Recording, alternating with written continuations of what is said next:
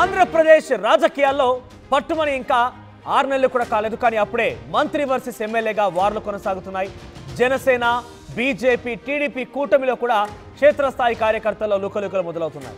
ఇదే తరహాలో నెల్లూరు జిల్లాకు సంబంధించిన ఘటనకు సంబంధించి మనం చూస్తున్నాం. ఇప్పుడు నెల్లూరు రూరల్లో మంత్రి వర్సెస్ ఎమ్మెల్యేగా వార్ మారింది.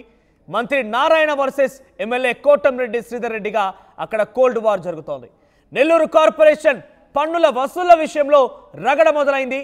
నీ నియోజకవర్గంలో ఏమైనా ఉంటే చూసుకో, నా నియోజకవర్గంలో మాత్రం వేలు పెడితే ఊరుకునే ప్రసక్తి లేదంటూ మంత్రి పొంగూరు నారాయణ హెచ్చరిస్తున్నారు ఎమ్మెల్యే కోటంరెడ్డి.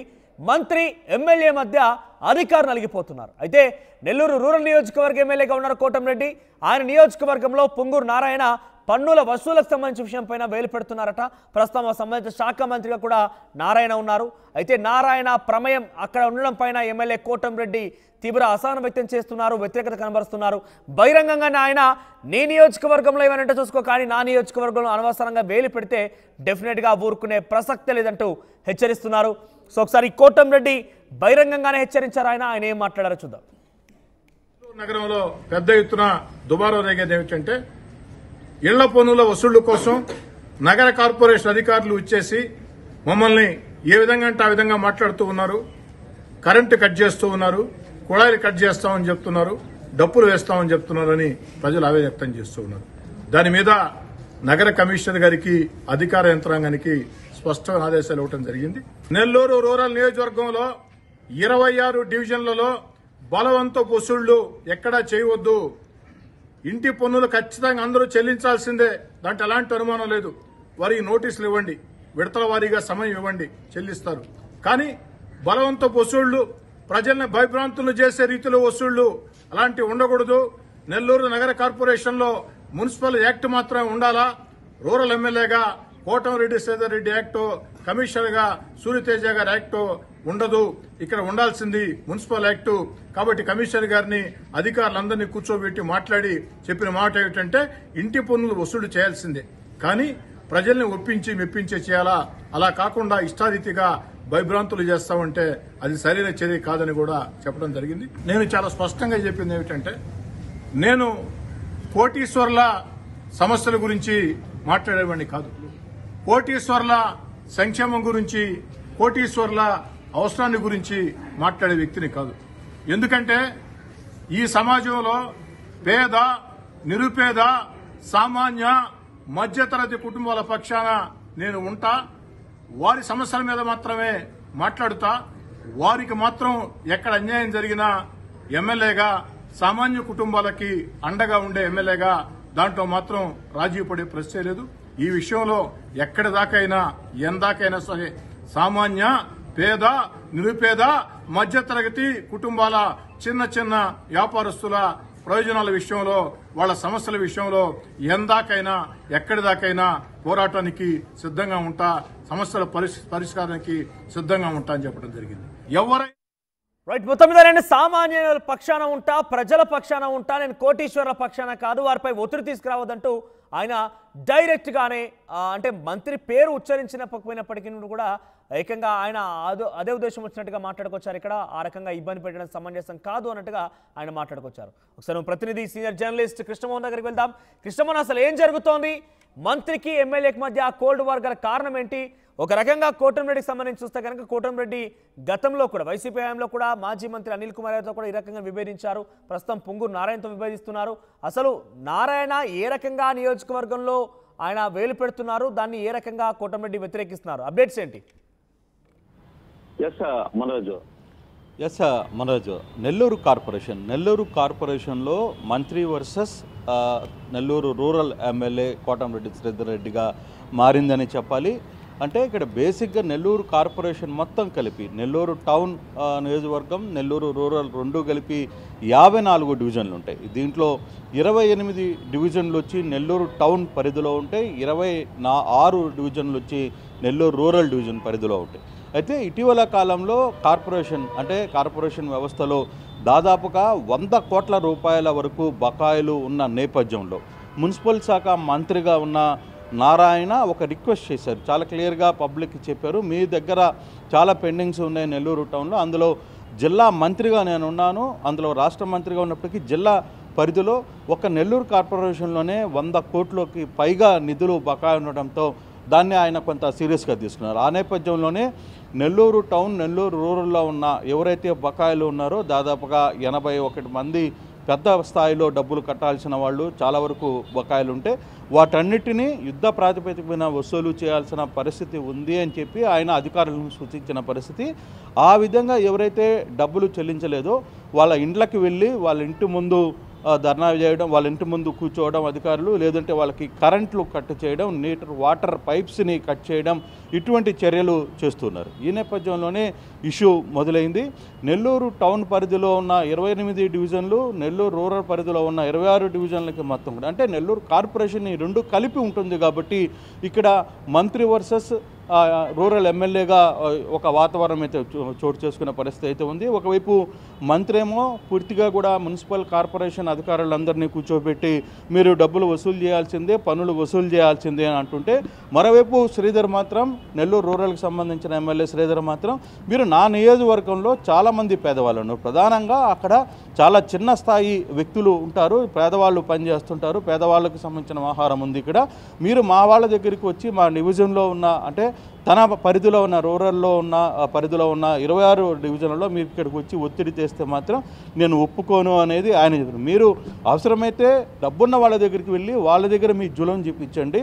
అయితే ఒకటి శ్రీధర్ ఇక్కడ మాట్లాడుతున్న దాంట్లో ఇది ఈ యాక్ట్ ఏదైతే ఇప్పుడు నెల్లూరు కార్పొరేషన్లో అమలు చేస్తున్నారో ఇమీడియట్గా పన్నులు వసూలు చేస్తుంది, అది రాష్ట్ర పరం మొత్తంగా మున్సిపాలిటీ పరిధి మొత్తంగా రాష్ట్రం మొత్తంగా ఇదే వ్యవహరిస్తున్నారా, లేదు ఒక నెల్లూరులోనే వ్యవహరిస్తున్నారా అనేది కూడా ఆయన పాయింట్అవుట్ చేస్తున్నారు. ఆ నేపథ్యంలోనే శ్రీధర్ ఒక మాట అయితే చాలా క్లియర్గా చెప్తున్నారు, ఇది మున్సిపల్ శాఖ పరిధి అయితే ఓకే, ముఖ్యమంత్రిగా ఒక మంత్రిగా నారాయణ మున్సిపల్ శాఖ పరంగా రాష్ట్రం మొత్తం అయితే ఫాలో చేయండి, అంతేగాని ఒక్క నెల్లూరు కార్పొరేషన్లోనే ఈ పద్ధతి తీసుకుంటే ఇది నారాయణ యాక్ట్గా భావించాల్సి వస్తుంది తప్పితే మున్సిపల్ యాక్ట్గా మేము భావించే పరిస్థితి ఉండదు అనేది శ్రీధర్ చెప్తున్న పరిస్థితి. అదే ఇప్పుడు శ్రీధర్ చాలా వరకు ఇటీవల కాలంలో వరుసగా 2-3 సార్లు నెల్లూరు కార్పొరేషన్లో మంత్రి వర్సెస్ కార్పొరేషన్గా కొంత గతంలో కూడా గొడవ జరిగిన పరిస్థితి అయితే మనం చూసాం. ఇప్పుడు ఈయన ఒకటే చెప్తున్నారు శ్రీధర్, నాకు సంబంధించిన వ్యవహారంలో నా పరిధిలో చాలామంది పేదవాళ్ళు ఉన్నారు, చాలా పేదవాళ్ళ జోళ్ళకి వస్తే మాత్రం నేను ఊరుకునేది లేదు. అట్ ది సేమ్ టైం మంత్రి ఏమో అధికారుల మీద, మున్సిపల్ కార్పొరేషన్ అధికారుల మీద మీరు డబ్బులు వసూలు చేయండి అని చెప్పి ఆయన చెప్తున్న పరిస్థితి ఉంది. మరోవైపు ఏమో ఈయన అధికారులతో మళ్ళీ సమీక్షలు నిర్వహించి మీరు నా జోలికి రావద్దు, మా ఏరియాలో మీరు వస్తే మాత్రం ఒప్పుకోను అని చెప్తున్న పరిస్థితుల్లో ఒక్కసారిగా నెల్లూరులో మంత్రి వర్సెస్ ఎమ్మెల్యే రూట్గా మారిపోయిన పరిస్థితి అయితే ఉంది.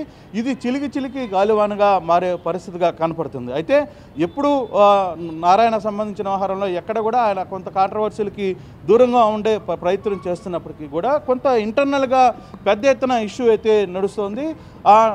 శ్రీధర్ అయితే చాలా క్లియర్గా చెప్తున్నారు, నారాయణ ఏదైనా చేసుకోవాలనుకుంటే, ఆయన మంత్రిగా ఒకవేళ రాష్ట్రం మొత్తం చేయాలనుకుంటే ఒక ఎత్తు, లేదు నెల్లూరు నారాయణ యాక్ట్గా ఏదైనా చేయాలనుకుంటే ఆ వ్యవహారంలో మాత్రం నారాయణ నెల్లూరు నగరం వరకే పరిమితమైతే బాగుంటుంది తప్పితే నెల్లూరు రూరల్లో తన పెత్తనం చేయాలనుకుంటే మాత్రం నాకు ఇబ్బంది అవుతుంది, నేను డెఫినెట్గా వ్యవహారాన్ని ఖండిస్తాను, అవసరమైతే వ్యవహారం మీద ఎంత దూరమైనా వెళ్ళడానికైతే సిద్ధం, నేను పేదల పక్షపాత పక్కన ఉంటాను, నేను కోటీశ్వర్లకి మధ్య వాళ్ళ తరఫున మాట్లాడే ప్రయత్నం అయితే చేయను అనేది నారాయణ ఈ నేపథ్యంలో అసలు అంతర్గతంగా ఇద్దరు కూడా ఎమ్మెల్యేలు, ఒకరు మంత్రులు, ఒకరు ఎమ్మెల్యేలు, నేను కోటీశ్వర్ల పక్షాన ఉండను, సామాన్యుల పక్షాన ఉంటానని చెప్పి ఎమ్మెల్యే చెప్పడం కానివ్వండి, నారాయణ యాక్ట్ లాగా ఉందని భావించాల్సి వస్తున్న ఎమ్మెల్యే మాట్లాడడం కానివ్వండి, ఇదంతా ముఖ్యమంత్రి దృష్టిలో లేదంటారా, అధిష్టాన దృష్టికి లేదంటారా?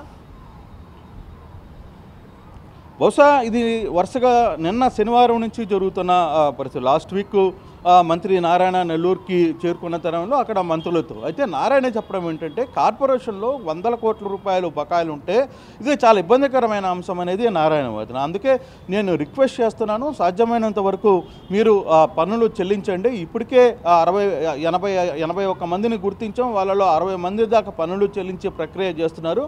అవసరమైతే వాళ్ళకి కొంత టైం ఇస్తాము, ఒక దఫా కట్టండి, లేదు 2 దఫాలు కట్టండి, అంతేగాని మీరు పన్నులు ఎగ్గొట్టి ప్రశాంతంగా ఉంటే కుదరదు. ఇది కార్పొరేషన్లో ఇప్పటికే నిధుల లేముంది, అభివృద్ధి పనులు ఒకవైపు చేయాలనుకుంటున్నాం, ప్రభుత్వం సైడ్ నుంచి పూర్తిగా కూడా కొంత నిధులు అవసరమవుతుంది, దీంట్లో ఖచ్చితంగా మీ సైడ్ నుంచి మీరు కోఆపరేట్ చేయండి అనేది నారాయణ వాదన. కానీ ఇక్కడ శ్రీధర్ ఒకటే చెప్తున్నారు, మీరు ఏదైనా నా నియోజకవర్గంలో ఉండే వాళ్ళందరూ కూడా పేదవాళ్ళు, అక్కడ ఉన్న రోడ్ల మీద ఉన్న చిన్న చిన్న షాపులు కావచ్చు, లేకపోతే వెండర్స్ కావచ్చు, వీళ్ళందరినీ కూడా నేను ఇక్కడి నుంచి తొలగించేస్తాను, ఇక్కడి నుంచి బయటికి దోసేస్తాను అనుకుంటే అది కుదరదు అనేది ఇంకొక వాదన శ్రీధర్ దగ్గర నుంచి. సో ఇద్దరు పక్షాన జరుగుతున్న వాదనలో మధ్యలో కార్పొరేషన్ అధికారులు నలిగిపోతున్న పరిస్థితి అయితే ఉంది. ఇప్పుడు కార్పొరేషన్ అధికారులు నెల్లూరు రూరల్లో అడుగు పెట్టాలంటే కూడా భయపడుతున్న పరిస్థితి. నెల్లూరు రూరల్లోకి మాకెందుకు సార్, మేము ఇప్పుడు నెల్లూరు టౌన్ వరకు మేము చూస్తాం, నెల్లూరు కార్పొరేషన్ అంటే కార్పొరేషన్ మొత్తం కూడా కలిసి ఉంది. నెల్లూరు టౌను, నెల్లూరు రూరల్ రెండు కలిపితేనే కార్పొరేషన్ అయింది. సో అటువంటి పరిస్థితుల్లో ఇప్పుడు మంత్రి వర్సెస్ ఎమ్మెల్యేగా తయారైన నేపథ్యంలో ఈ వ్యవహారం పెద్దల దృష్టికి అయితే వస్తోంది. దీని మీద కొంత చర్చ కూడా జరుగుతుంది. ఈరోజు కొంత వ్యవహారం ఉన్నప్పటికీ ఈరోజు బహుశా చంద్రబాబు ముఖ్యమంత్రి ఈరోజు రేపు కొంత అందుబాటులో ఉండరు. రేపు ఆయన చిత్తూరు వెళ్లాల్సిన పరిస్థితి ఉంది. తన తమ్ముడు నారా రామ్మూర్తి నాయుడు అంత్యక్రియ దానికి సంబంధించిన దినాలకు సంబంధించిన వ్యవహారంలో ఆయన అక్కడికి వెళ్తారు. అయితే ఇది కొంత పార్టీ అక్కడ ఉన్న అధికారులకి, సీఎంఓలో ఉన్న అధికారుల దృష్టికి కూడా నిన్నే వచ్చిన పరిస్థితి అయితే ఉంది. చూడాలి ఇది ఏ విధంగా సర్దుమనం అడిగే పరిస్థితి అయితే ఉంది. అయితే గతంలో కూడా ఒకటి శ్రీధర్కి సంబంధించిన వ్యవహారంలో కావచ్చు, నారాయణకి సంబంధించిన వ్యవహారంలో కావచ్చు, మంత్రి నారాయణ కార్పొరేషన్, నెల్లూరు కార్పొరేషన్ మొత్తం కూడా గతంలో పనులు చాలా వరకు పెండింగ్లో ఉన్న నేపథ్యంలో వాటన్నిటిని కూడా క్లియర్ చేసిన పరిస్థితి అయితే ఉంది. దానికి సంబంధించిన వ్యవహారంలో శ్రీధర్ వ్యవహారంలోకి సంబంధించిన కూడా కొంత వీళ్ళిద్దరి మధ్య ఉన్న ఎక్కడో ఒక గ్యాప్ అయితే నడుస్తుంది అనేది నెల్లూరు పార్టీ వర్గాలు చెప్తున్న పరిస్థితి. పార్టీ వర్గాలు కూడా నారాయణకు సంబంధించి శ్రీధర్ వ్యవహారంలో నెల్లూరు టౌన్లో అంటే అంతకుముందు ఉమ్మడి నెల్లూరు టౌన్లో ఉన్నప్పుడు తర్వాత నెల్లూరు టౌన్గా నెల్లూరు రూరల్గా విడిపోయిన తర్వాత జరుగుతున్న దీంట్లో శ్రీధర్ వర్సెస్ మంత్రి నారాయణగా కొంత గ్యాప్ అయితే వచ్చింది. ఇది ఇంటర్నల్గా కోల్డ్ వార్ జరుగుతున్న పరిస్థితి. బాహాటంగా ఎవరు మాట్లాడుకొని నేపథ్యం ఉన్నప్పటికీ గతంలో కూడా ఇదే కార్పొరేషన్లో మంత్రి నారాయణని కలవడానికి శ్రీధర్ పెద్ద ఎత్తున జనాల్ని తీసుకుని రావడం, అక్కడ కొంత తోపులాట జరగడం, అక్కడ కొంత గందరగోళమైన పరిస్థితులు రావడం, ఇవన్నీ కూడా జరిగిన సందర్భాన్ని కూడా ఇప్పుడు తెలుగుదేశం నేతలు గుర్తు చేస్తున్న పరిస్థితి అయితే ఉంది. సో ఇటువంటి పరిస్థితుల్లో ఇప్పుడున్న ఈ ఇష్యూ ఏదైతే నెల్లూరు కార్పొరేషన్లో పనులు వసూలు చేయడం విషయంలో మాత్రం శ్రీధర్ ఒకటే చెప్తున్నారు, నేను పేదల పక్షపాతనే ఉంటాను, నా జోలికి, నా నియోజకవర్గం జోలికి ఎవరు వచ్చినా కూడా నేను ఒప్పుకునేది లేదు ఆయన క్లారిటీగా చెప్తున్నారు. మరోవైపు మంత్రి కూడా ఆ వ్యవహారంలో మొత్తం కార్పొరేషన్లో ఉన్న ఫండ్స్ ఏవైతే ఉన్నాయో, నిధులు రాని బాకీలు ఉన్నాయో వాటన్నిటిని కూడా వసూలు చేయాలంటున్నారు. సో ఇది ఎంత దూరం వెళ్ళబోతుంది, ఏ విధంగా వెళ్ళబోతుంది అనేది కూడా వేచి చూడాల్సిన పరిస్థితి అయితే కనబడుతుంది. రామ్దాస్ రైట్. కృష్ణమోహన్, మొత్తం మీద నెల్లూరు జిల్లాలో ఒకసారిగా మంత్రి వర్సెస్ ఎమ్మెల్యేగా అక్కడ వార్ కొనసాగుతుంది. ఒకే కార్పొరేషన్లో రెండు నియోజకవర్గాలు, నెల్లూరు కార్పొరేషన్, మున్సిపల్ కార్పొరేషన్ రెండు నియోజకవర్గాలు, నెల్లూరు రూరల్ మరియు అర్బన్. అయితే మొత్తం ఒకే కార్పొరేషన్ ఉన్న కారణంగా మంత్రి కొంత విచక్షణాధికారులు ఉంటాయి. మంత్రికి కూడా ఉన్నటువంటి వెసులుబాటుతోనే ఆయన ఎవరి దగ్గర ఉన్నా కూడా ఆ కార్పొరేషన్ సంబంధించి రావాల్సిన పన్నులు వసూలు చేయాలని కొంత అధికారం ఒత్తిడి తీసుకురావడం, అయితే అది రూరల్ ఏరియాలో ఉన్నటువంటి ఎమ్మెల్యే కోటంరెడ్డి శ్రీధర్ రెడ్డి పైన ఒత్తిడి తీసుకురావడం, అంటే ఆ రూరల్ ఏరియాలో ఉన్నటువంటి ప్రజానికం కొంత పన్ను కట్టడం కోసం కానివ్వండి, ఇతరత్ర విషయాలు ఇబ్బంది పడుతున్న నేపథ్యంలో నీవేమైనా ఉంటే కనుక నీ పరిధిలో చూసుకో, కానీ ఇక్కడ ఇబ్బంది పెట్టొద్దు అన్నట్టుగానే మాట్లాడుతున్నారు. ముఖ్యంగా ఇది నారాయణ ట్యాక్స్ లేదా మున్సిపల్ ట్యాక్స్ అర్థం కాని పరిస్థితిలో ఉందంటూ కూడా బహిరంగంగానే మాట్లాడుకొస్తున్నారు. నేను ధనికుల పక్షాన ఉండను, కోటీశ్వర్ల పక్షాన ఉండను, సామాన్యుల పక్షాన నిలబడతాను, కాబట్టి వారి సమస్య కోసం నేను ఎక్కడైనా ఎవరినైనా ఎదిరిస్తానంటూ కోటమిరెడ్డి మాట్లాడుతున్నారు. మరి ఈ కోల్డ్ వార్ మధ్యలో అధికారులు నలిగిపోతున్నారు. ఈ కోల్డ్ వార్ అధిష్టాన దృష్టికి వెళ్ళిందా? ఆయన కనుక నిజంగా అధిష్టాన దృష్టికి కనుక వెళితే ఎమ్మెల్యే వర్సెస్ మంత్రిగా ఉన్నటువంటి ఈ సిచ్యువేషన్ని ఎలా నచ్చజెప్తారు, ఏ రకంగా సామరస్యంగా దీన్ని పరిష్కరిస్తారు మాత్రం చూడాల్సిన అవసరం అయితే ఉంది.